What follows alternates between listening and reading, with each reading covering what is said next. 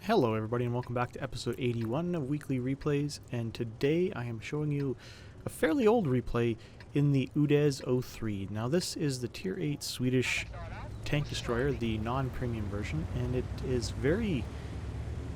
how do I describe this thing? It's very low.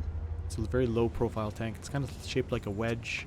Pretty much all the Swedish tank destroyers above tier 8 are that shape, and it works really well to allow them to bounce shots and all that other stuff.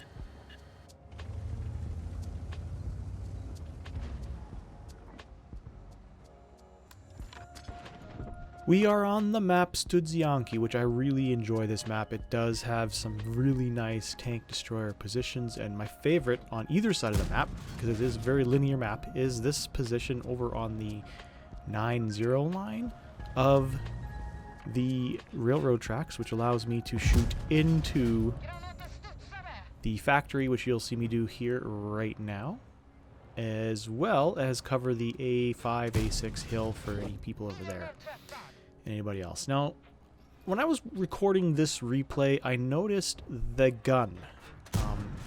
When I fire, if you pay attention to this, you'll see the gun jerk up, and I don't see that in the game, so I believe it's either part of the mod pack that I use for Aslan's mod pack, or it is part of the replay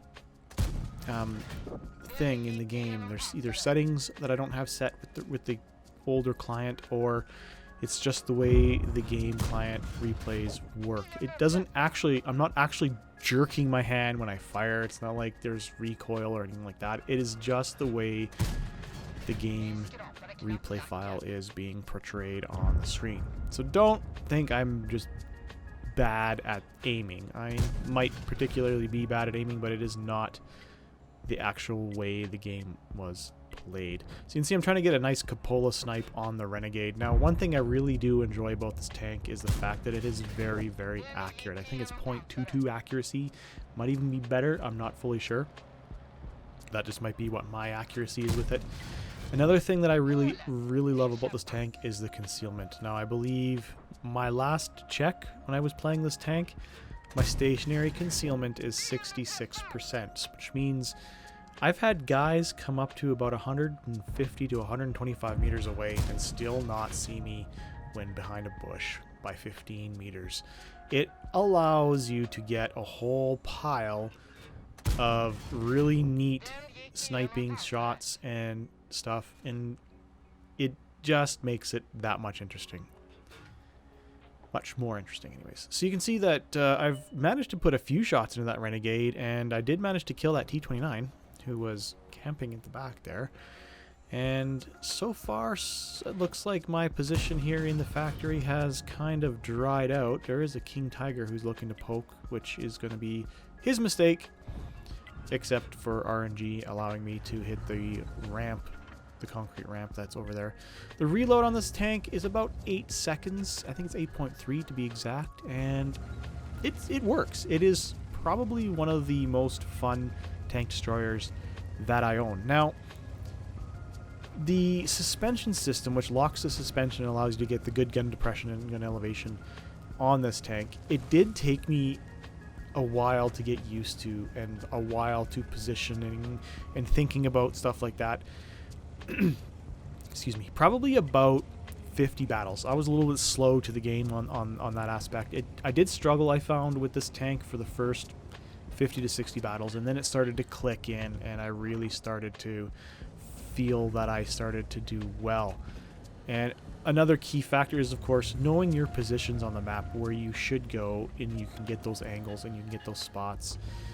And I think that's probably one of the reasons why I love this map so much, is I know the positions to go. You can see I've locked in my tracks. I am not in the bush here yet. I will not get spotted, and I'm going to put a cheeky shot in that AMX M445 there into the back of his turret and rack up some damage. I already at 2,496 damage, and the team's winning 5-3, so it's still anybody's game. It's not like we've taken it by storm or anything like that quite yet.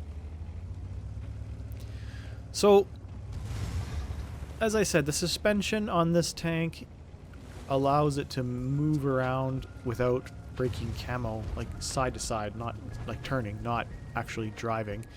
And then you want to turn the suspension off when you want to drive. I don't know what I was thinking there, but apparently I thought I could drive up that slope for some reason, and that was just a dumb mistake.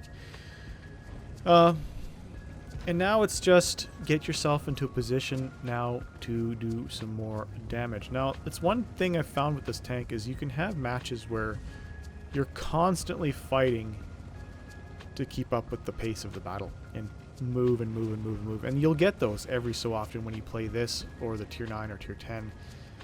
You'll get a map where either your team falls too fast or doesn't, or does too much damage and you just can't keep up. You go to the wrong flank because everybody is just being killed too quickly and you can't do any damage. I was lucky on this match.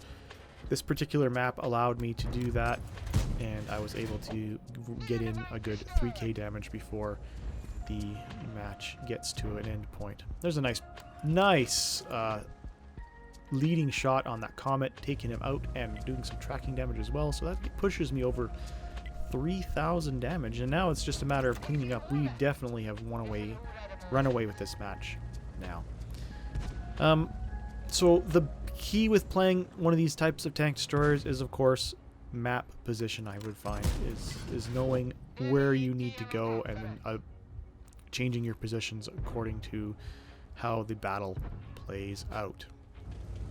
Nice side shot into the VK100. He's pretty much on his last legs here.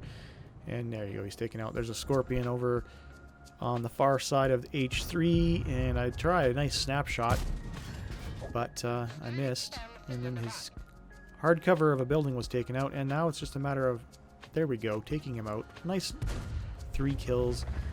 2 tanks remaining, and I can tell by the positioning of the enemy tanks that my chance of getting any more damage in this match are pretty much 0.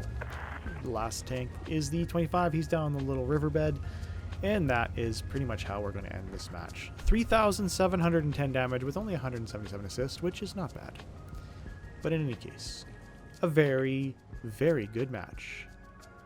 Let's go take a look at the after battle report.